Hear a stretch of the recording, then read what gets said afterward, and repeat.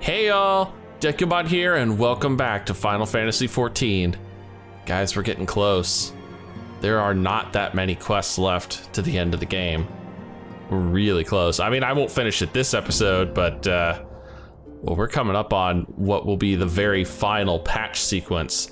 For those who've been keeping track, we are at 2.5, but 2.5 story, in fact, all the 0.5 stories are always cut up into part 1 and part 2, and the second part is usually released as the very last patch before the next expansion. So we're about to start the last quest of 2.5, and then we're gonna jump right into 2.55. Anywho, last time we got to take down an Ascian, and I mean really take down an Ascian, no half-assed fight that La Habrea got. But unfortunately, this one cost us the life of a scion. Monbrida's gone, and it's time for us to give her a proper send-off. As Monbrida was a native of Sharlayan, I feel it is only fitting that we gather before the Mark of the Scholar. Are you familiar with the stone? 'Tis a monument found at Rotherfrost, and sacred to Thalic, god and deity of the City of Learning. Wow. I apologize right off the bat. This is what happens when you don't practice a voice for a couple days. It goes straight to hell. There shall we pray for our dear friend's soul, and bid her a peaceful return to the light of the Mother Crystal. Show your respect at the Mark of the Scholar at Rotherfrost. Now, where is this at? It is here in Mordona. It's just way the hell out in the frickin' corner of the world. All right, meet you guys there. All I can say is thank goodness for flying. Trying to get here on foot is a bitch and a half. It really is. It is a pain to get here.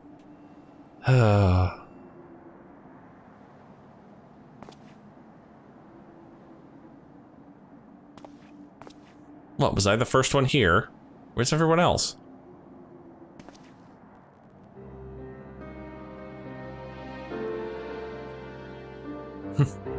There's the Crystal Tower and Midgard Silmar's corpse. Yeah, where is everybody? I mean, I know I flew here, but you know, usually you guys are usually pretty good at beating my ass to these locations. Oh, there we go. Now everyone's properly here.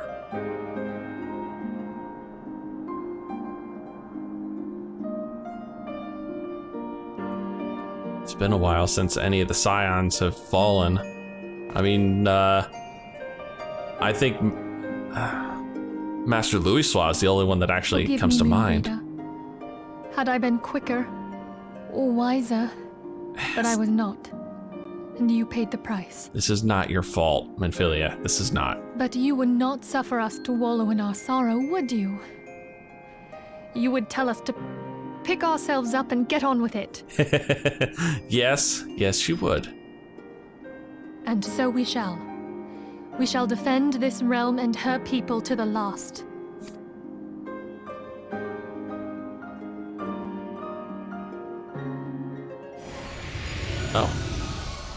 Oh, gonna put an appearance in, huh? Life for death, a fair exchange.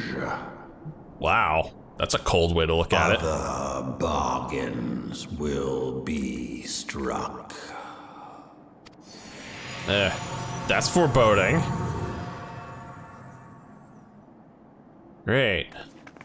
Something else to look forward to.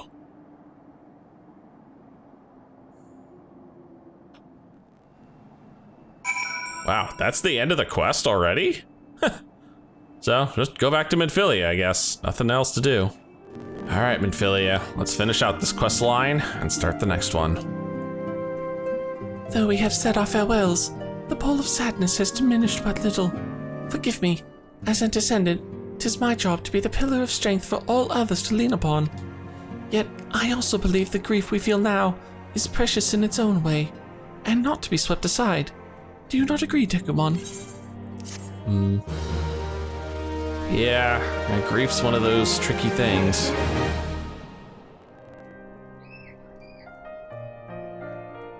'Tis as if a dagger has been thrust into my breast, but 'tis a pain we must learn to bear if we are to forge ahead with our duty. The battles we have fought have taken the lives of so many.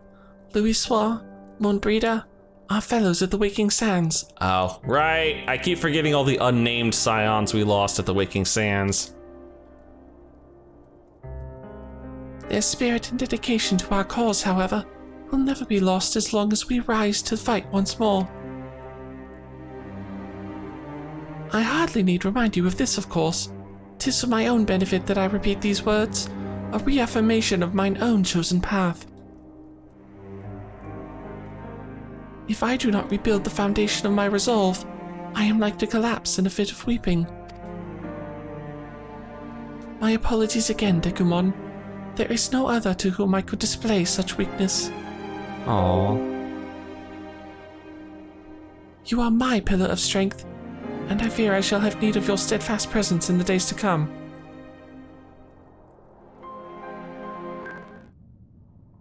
A victory won, a comrade lost. To honor the fallen, the living forge ever on, towards the light of a new day.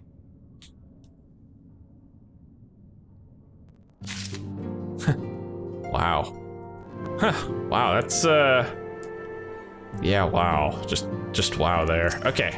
Let's move on to the Mask of Grief. This is the first quest of 2.55, which means we are in the official home stretch. Have you a moment, Dekumon?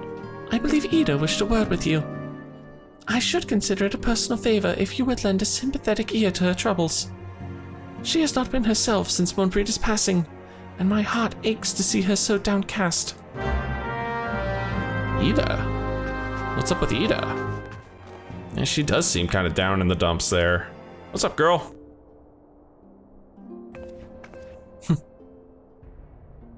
Hey, it's Dekumon! Great! Wow, you cheered up in a hurry. Oh, it's no use. I'm trying to stay positive, but it's just hard, you know?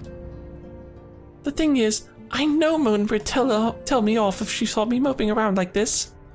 Which is why I decided to cheer myself up by getting her a special flower. I placed an order for a moon daisy with Rowena a while ago, and it's ready to be picked up. The trouble is, I find Rowena a bit difficult at the best of times, and, well, this isn't one of them. I know it's silly, but I just can't face her at the moment. So I was wondering, do you think you could maybe collect it for me? I have the coin to pay for the flower right here. Thank you so much. I'll be waiting for you, and the daisy, at Bratherfrost. Oh, come on. I'll do it for Monbreda. Monbreda and her crazy hair. God, I'm gonna miss that hairstyle. All right, Rowena, hand over the flower. What can I do for you today, adventurer? Eldritch trinket to trade? No, I just want a flower. I've got you running errands now. Them scions really know how to make the most of your talents, don't they? Send in the savior of Eorzea to the bleeding market. Fine use of your time, that is. Seriously though, you'd best learn how to say no, or they'll have you mucking out the chocobo stables next. Oh, Rowena, you get it. I mean, don't you understand, Rowena? I'm the gopher of light. I do what everyone tells me to do. Anyway, what was it you were here to pick up? The moon daisy, was it? Here then, take it. And tell that Ida lass I've got a wide selection of headwear in stock if she ever decides to replace that dowdy old mask of hers. God knows she needs to. That thing smells horrible. She must never wash it. Yeah, I don't think she does. Anyway, back to Bratherfrost, which means another long flight for me. I don't care if the Realm Reborn areas weren't designed for flying. God, we needed flying, especially more donuts. Definitely one of the bigger zones. Rowena can be so annoying. She just will not take no for an answer. Every time I visit her, she insists I replace my visor with something more fashionable. And when I tell her I'd like it just fine the way it is, she says it again, and then again, and then again. Drives me crazy. Doesn't she know? This is the only piece of headwear I'm allowed to wear. What I mean to say is, I really appreciate you doing this for me. So, anyway, let's see it. One moon daisy coming right up.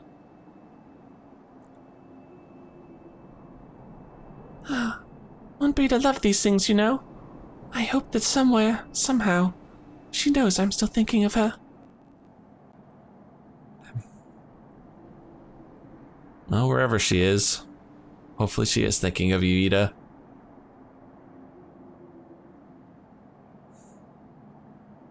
I'll never forget you, Moon. None of us will. I wasn't expecting this to be voiced. Oh, hey, Midgard Summer. The song riseth to a crescendo. Oh, shit. I think that's my cue. We're going to be dealing with some Ishgardian BS here shortly, right? And, of course, he poofs out before Ida can see him. And apparently I'm the only one that can hear him when he's doing... Oh, shit. Ah, there's the roar. And here come the dragons. Ooh, that's a lot of dragons. Well, I should say that's a lot of wyverns. Is that what I think it is? Because dragons got 4 limbs and 2 wings. Wyverns got 2 limbs and 2 wings. I always have to have this discussion with people when playing Monster Hunters. Like, why are these all considered wyverns? Hello, can you hear me? Well, the thing is, they don't have the right number of limbs. What's up, Alphino? We have received grave tidings from Ishgard. Pray return to the Rising Stones at once. Yeah, we noticed. Believe me, we noticed. It's kind of hard to miss the giant horde of dragons flying through the sky. The Dravanian horde is a-comin'. My apologies for the interruption. I was deeply saddened to learn of Montbreda's passing. Her loss will be sorely felt. Alas, recent developments in Ishgard will leave us little time to mourn. The envoy from Querthus will soon arrive, and we must hasten to hear her report. Oh, great. Yeah, I pretty much guessed where this is going. Defenders for Ishgard, huh? The envoy is here.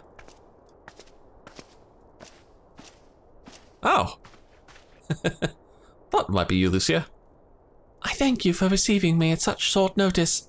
Time is of the essence, so I would forego the usual pleasantries if I may. Certainly. You come with news of the Dravanians. Aye, the dragons have begun their attack in earnest. The first wave reached the Central Highlands a short while ago, and battle was joined soon thereafter. Sir Emmerich himself sallied forth with a contingent of temple knights and several companies of the noble house's finest. Though the beasts were ultimately forced into retreat, our victory, if it may be called, came at the cost of many of our own. Too many. We will not withstand a second wave should the Dravanians renew their assault. You paint a grim picture, my lady. Yeah, I lost my Alphino voice completely here. Give me just a second. You paint a grim picture, my lady. It is reinforcements you seek, then? We do. Though it pricks our pride, it is plain we cannot protect Ishgard with our ranks thus thinned by the Horde. Sir Emmerich would meet with you to discuss the possibility of enlisting your aid. Very well, I shall depart for Querthus at once. I must warn you, however, that the involvement of the Crystal Braves is by no means assured. Our commitment to quelling the unrest in Uldar must take precedence. It is with such contingencies in mind that I must make another request. The Scions of the Seventh Dawn are known for sharing close ties with all 3 of the Grand Companies of Eorzea. Would you consent to plead our case to their leaders? Though I will gladly appeal to the Grand Companies on your behalf, I dare not promise a favorable reply. Especially considering you kind of snubbed us the last time we did this. You need say no more.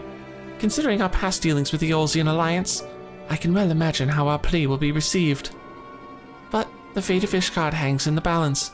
We must explore every avenue still open to us, no matter how unpromising. Very well. I shall send envoys to each of the allied nations and have them present your request directly to the heads of the Grand Companies. In the event that your plea does receive a favorable answer, know that any support is certain to be conditional. Demands will be made of Ishgard. That is only to be expected. Rest assured that I speak with Sir Emmerich's authority in this matter, and that our actions are fully sanctioned by the Holy See. Which brings me to my final request, a personal appeal to you, Warrior of Light. The Lord Commander much desires to speak with you, regardless of your fellow's involvement. You faced Midgard Soma and survived, Anything you can share of your experience may yield us an advantage over our foe. There's one thing I'm definitely not sharing, though. Thank you. You wear the mantle of hero well. 'Twould seem the road leads us both to Camp Dragonhead. Seek me out when you arrive, Dekumon. I have completely lost Alphinaud's voice.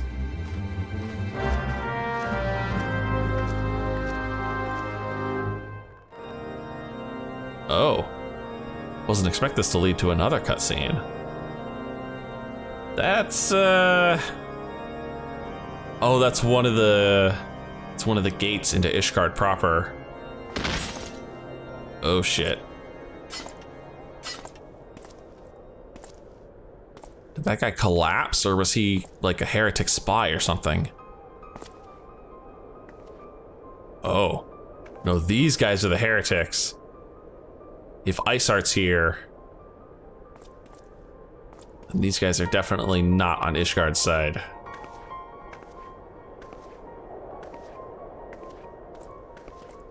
How do you guys keep those damn pointy ears in those little helmets? The sons must answer for their father's misdeeds. Only then will the cycle be broken. No, you are not about to summon frickin' Shiva here, are you? The hell? No? Then what are you doing? Oh shit. The hell was that? Brothers and sisters of the heavens, we raise our voices and join you in the chorus. Oh shit, she's calling the dragons. The sinner's feeble magics are undone.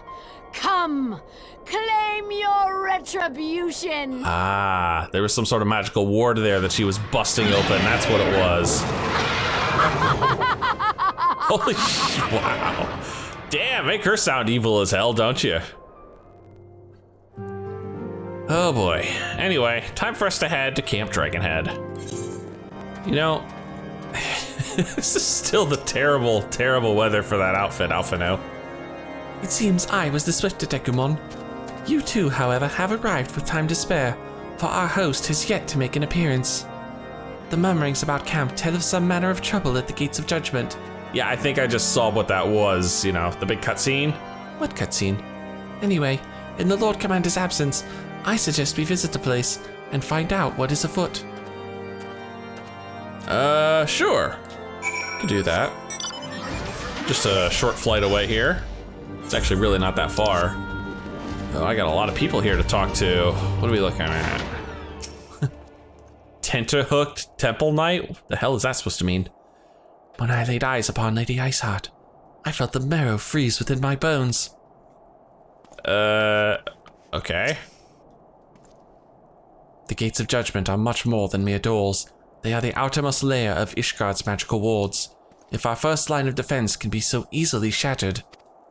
Yep, that's what Iceheart did. She busted open the magical defenses. Heretic scum! How dare they meddle with our divine protections! I shall rid our nation of their blasphemy, even if it means cutting them down one by one. Wow. Yeah, keep it in your pants there, dude. We need not fret over much. There are yet several layers of arcane protection that shield the city from invasion. Mother will be fine. Wow.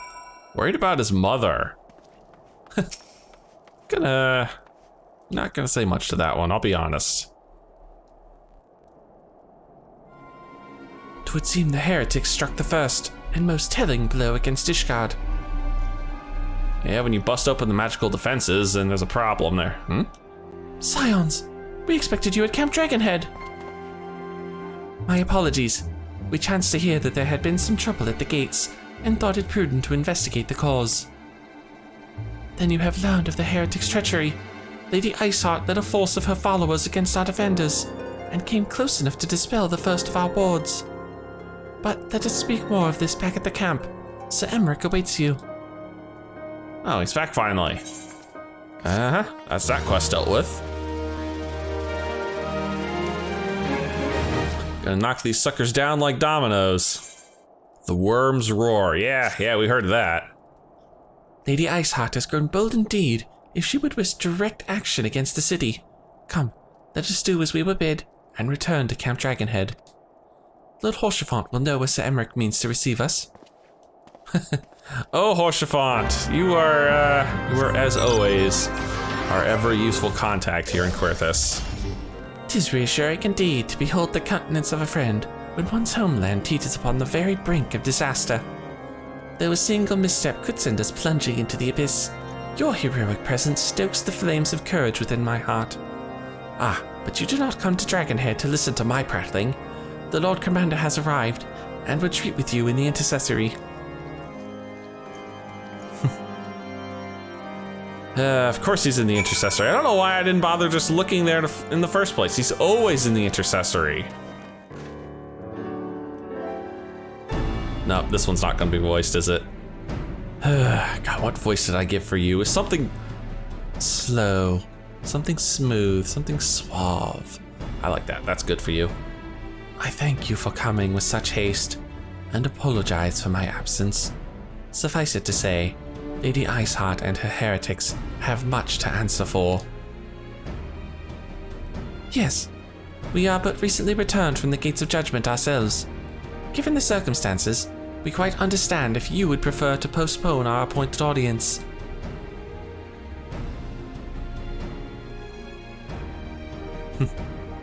Well? On the contrary, Master Alphino, I think it more important than ever that this meeting take place. Rest assured, I shall return to my post on Ishgard's walls the moment our business is concluded. Before we move on to the subject of reinforcements, however, I would introduce you to a close friend and stalwart ally, Estinian. Estinian?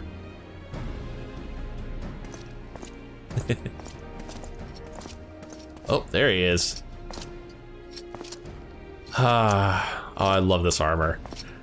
For those who have not played this before, Estinian is a Dragoon. And in fact, he is your Dragoon teacher from levels 30 to 50. So if you have, mained Dragoon at any point up to this point, you would recognize Estinian. And in fact, I think the dialogue here would reflect that change. But I'm not sure. I don't think I ever had Dragoon leveled when I ran through the scene on my main character. May I present to you Ishgard's Azure Dragoon? An impressive title, though I confess, I know precious little of the Order of Dragoons. They are formidable warriors all, yet even among such masters of the lance, Estinian is without equal. He, out of all the warriors of Ishgard, was chosen to wield the power of dragons, and may thus contend with any Dravanian. God, what voice do I give you? I'm not sure. We'll just play this one by ear. You flatter me overmuch, Lord Commander. So, you are the adventurer of whom they spoke. I see now why my blood fair sang in anticipation of our meeting. Well, now that we have all been introduced, let us proceed to the matter at hand. I would share with you what we have learned of Iceheart's design, as confessed by the heretics taken captive after the assault on our gates. It would seem that Lady Iceheart and the Dravanians share a common goal, the reclamation of Nidhogg's stolen eye. Excuse me? You have his eye, and you wonder why he's pissed at you? Wow. I mean, seriously. Right here is just the first sign of the fact that the Ishgardians are definitely at fault in this war. Anywho, Nidhogg, one of the 7 great worms. His name features prominently in your nation's history. Though once defeated by the hero Huldreth, the beast is said to have terrorized Querthus since Ishgard's founding. Aye, many other scars our walls bear from Nidhogg's relentless efforts to raise the city. This trophy Huldreth plucked from the bested worm's skull, known simply as the Eye, is a treasured relic of Ishgard, and one possessed of untold power. Should it ever be returned to Nidhogg, the dread creature would be restored to the height of his strength, and then no wall or ward we could erect would be stout enough to deny him. Ah, well that's why you don't return it to him, but I still have to question why you took it in the first place. Especially full knowing that you done pissed off a great elder dragon. My vengeful son hath waged war against Ishgard for 1,000 years. No mortal mind could comprehend the depths of his rancor. The eye itself is secreted deep within the vault. It is kept under heavy guard, surrounded at all times by men and women who have proven their loyalty to the Holy See. But those stout walls and sharp blades may suffice to discourage the heretics. The dragons are another matter. There are individuals within the Dravanian Horde whom an entire company of knights would labor to repel, to say nothing of Nidhogg himself. Nor does age rob them of their strength. Though the endless march of years, the dragons endure, patient, calculating, inexorable. You must understand, these creatures do not share our perception of time. And that is especially true of the Great Worms. They who spend centuries in slumber, only to wake and resume their campaign as if mere hours had passed. Well, that's kind of how time is to effectively immortal beings, That's just kind of the way it goes. It has been 20 years since Nidhogg last darkened our skies. 20 years for him to gather his strength, and for us to bolster our defenses. And now, just as he seemed primed to return, the heretics strike at the gates. It's like they knew. They heard the giant roar. Plus, they probably actually talked to the dragons too, on top of that. You believe that Lady Iceheart is in league with the creatures then? Of that, we cannot be certain. Though we know the heretics covet the eye, we have been unable to determine their plans for it. Such questions aside, we must needs address the ragged hole their mistress has seen fit to rend in Ishgard's protections. 'Tis a weakness the Dravanians are not like to leave untested. So it would seem. You have described your plight in admirable detail, Lord Commander. Yet I cannot help but wonder at your candor. Why share such sensitive information with us? I shall speak plain then. Ishgard has need of allies, and I would have you bolster our front lines in readiness for the coming battle against the dragons. On the front lines, you'd say, huh? This much I expected. Unlike our arrangement concerning the Keeper of the Lake, however, only you stand to benefit from our assistance in this matter. I fail to see why we should intervene in a conflict which concerns only Ishgard and Dravania.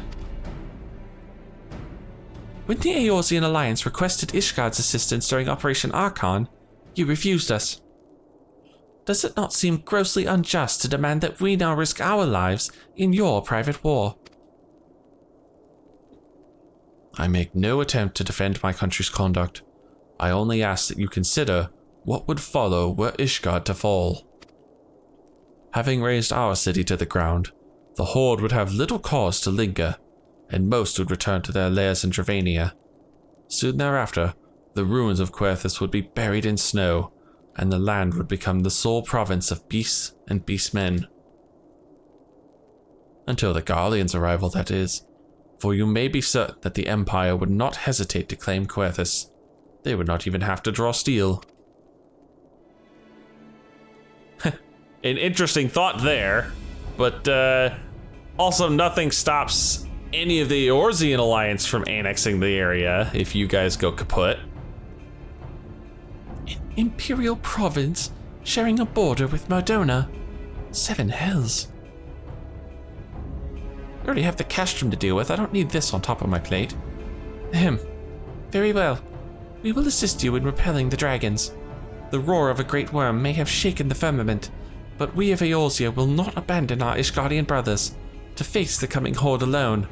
Just remember this the next time the damn Garleans come knocking at our door. I don't expect you to turn the other cheek again. Nor did I ever think you would. Now, upon the matter of the roar. Allow me, Sir Emmerich. Through the power of the Eye, I have become the vessel of Nidhogg's strength. His essence has stolen into my very blood. That sounds incredibly dangerous, dude. Fear not, I am in full control of my faculties, I assure you, and the Eye itself is of no relevance to this tale. It is not essential that I bear it with me wheresoever I go. Yeah, still, it sure makes it sound like you could easily be taken under the thrall of the dragons. Its lingering influence does, however, allow me to hear Nidhogg's voice. Then the worm who roared. Yep. Was Nidhogg, aye. He means to hurl his horde against Daffin's Kola and shatter the remaining wards that protect the city. There can be no doubt, the worm has summoned his minions to war. Oh jeez. War? Not good. Great! War with the dragons. Who'd have thought this was coming, huh? Who'd have thought? Though the circumstances are far from ideal, this desperate endeavor will at least provide us an opportunity to bring the sister states of Eorzea together in common cause. Sir Emmerich was more ruthless in his negotiations than I anticipated. I suppose one must give no quarter when one's home is at stake. But did you see the look on his face when he formally requested our assistance? Though the Lord Commander has long campaigned for Ishgard to open its gates to outsiders, I suspect this softening of the Holy See's attitude towards foreign cooperation comes as something of a bittersweet victory. The days ahead promise to be interesting indeed. Yes, yes they do. Committed to the cause. Oh gee. If we are to aid the Ishgardians in this war of theirs, preparations will have to be made, and soon. Before proceeding, however, we must needs return to the Rising Stones and make our report to the Antecedent. Okay. This quest is literally just go back to Minfilia.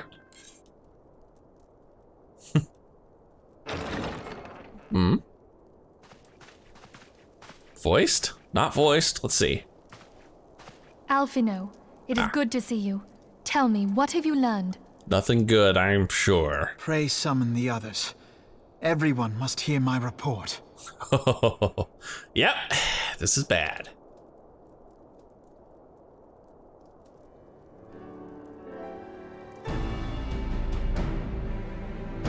Oh wow, you even got Ilbert and the other Crystal Brave leaders in here.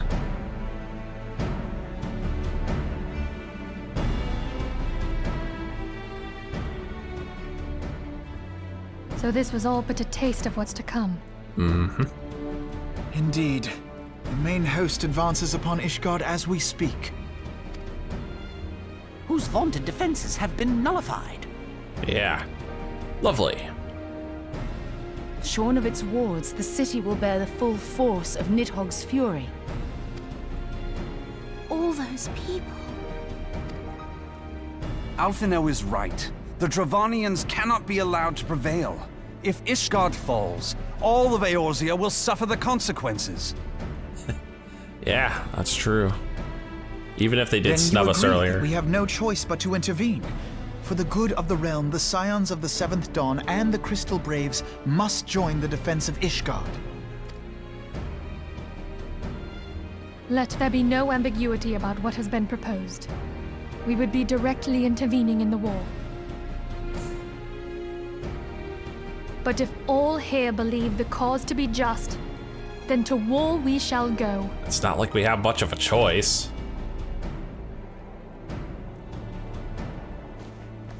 The path we now embark upon is perilous, but I pray you will walk with us to the end.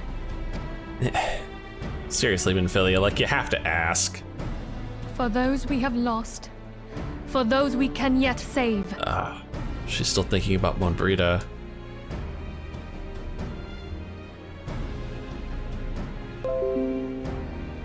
Then it is settled.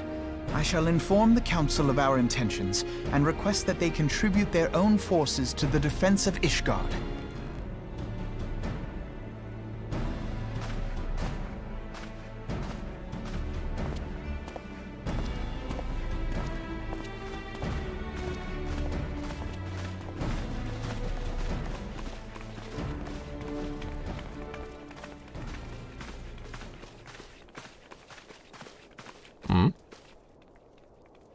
Ilbert, why are you stopping? And why can't I hear what you're saying?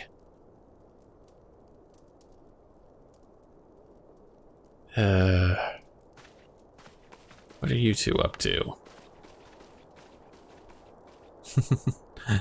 The one-eyed bandit. That's always such a cool character design.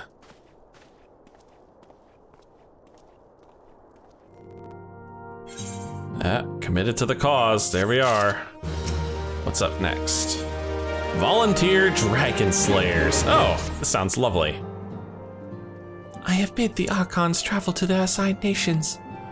Should the members of the Alliance agree to pledge grant company soldiers to Ishgard's cause, our comrades will be on hand to act as intermediaries for the duration of the conflict. The small matter of persuading the Alliance leaders to grant such support, I leave to Alphino. For you, my friend, a different task awaits. I would have you reach out to your fellow adventurers and gather what allies you may for the coming siege. I would also have you consider the matter of our own security. Revenant's Toll is but a short flight from the snowfields of Querthus. It is not unimaginable that the fighting may spill across the border. Pray, brief Slafborn on the brewing conflict and discuss potential contingencies. The frontier settlers must be prepared for aught that might ring its way over our walls. I only hope that such precautions prove unnecessary. Before you leave, might I suggest that you have Tataru accompany you? She has a talent for administration and a firm grasp of the practical challenges we may encounter. And kind of need to get her out of the office for a little while. She's been driving me nuts. So take Tataru with me. That's rather surprising. What's the matter? Is she tired of being a miner? She decides she wants to get out into the world to be an adventurer now? We are rather close to Querthus, aren't we? We'd best see to our own defenses and take stock of our supplies. Oh, and we'll also need to have beds and bandages laid out just in case. A good receptionist is ready for any eventuality. Let's go, Dekumon. I have 101 things to discuss with Slafborn. Slafborn, the character whose voice changes every time I encounter him.